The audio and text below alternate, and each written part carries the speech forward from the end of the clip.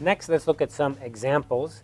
And I think this is a great way to learn how to do this by looking at some real-world examples.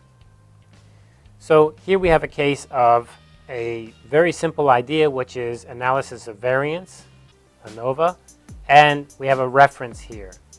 But this is so common, we don't need to have a reference. So the correct way is do not have the reference, don't need it. When would you have it? Special case, the paper is focused on the statistic, it's being used in a special or different way. Besides that, we don't need the references, so that saves you a lot of trouble. And I've seen a lot of student thesis do this, a lot of student researchers do this, where they'll keep citing someone who did an F test or a T test or a structural equation model to say that they did it and I'm doing it their way. Well, unless it's a very special way, you don't need to do that at all. The one-way analysis of variance, F equals ms sub t divided by ms sub t, indicated no effect of the different types of training. And of course what we have here is, why is this wrong? Because you're actually explaining what is the analysis of variance test. That's a little bit strange. You don't need to tell how the test is conducted or what the formula for the test is if it's a common test, which in this case it very much is.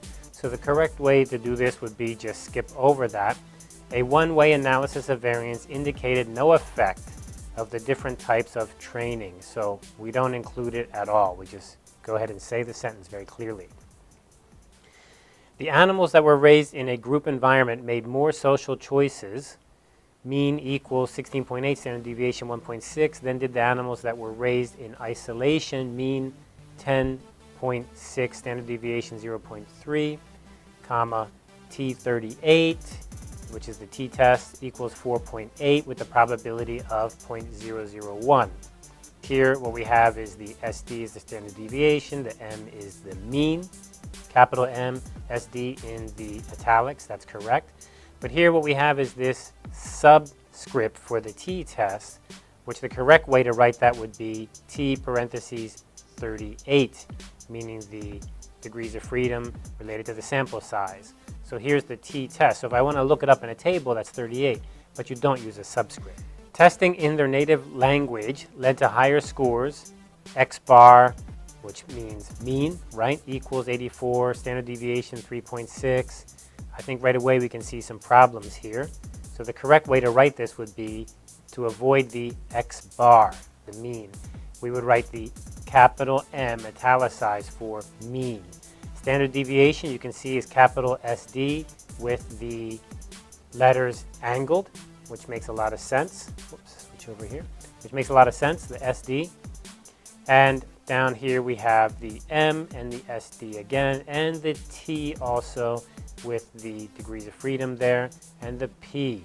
So P probability is a small p, and they're all italicized or angled, a good way to remember it. But do not go using the X bar.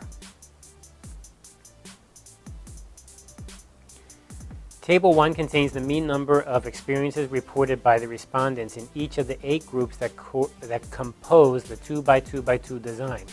The analysis of variance indicated a significant effect of dairy keeping, with F-test of 1 divided by 92 equals 5.1, probability 0.1. And what we have here is a little bit of an error that's hard to see, but it's this F-test here. This 1 divided by 92 doesn't make a lot of sense, of course. That's not a normal way to notate an F-test at all. And the way to do that is to have the 1 and 95 here with a comma in it. So this is how you look up the statistic in the F statistic table. So you need to have these numbers to look it up. So I don't think people would normally make that mistake, but you never know. The best way to make sure you're writing your F-test or T-test or your regression parameters correctly is to check the journal you're targeting or to check with your professor on the normal way that it's accepted to write it. Or just check published papers that are in your area. I mean, you must have read a lot of papers to write your thesis, so keep with that. And this is a good example. Easy to make that mistake, The problem is once you make that mistake once, you tend to copy yourself, and boom, all of a sudden you've made it 50 times, which is really troublesome.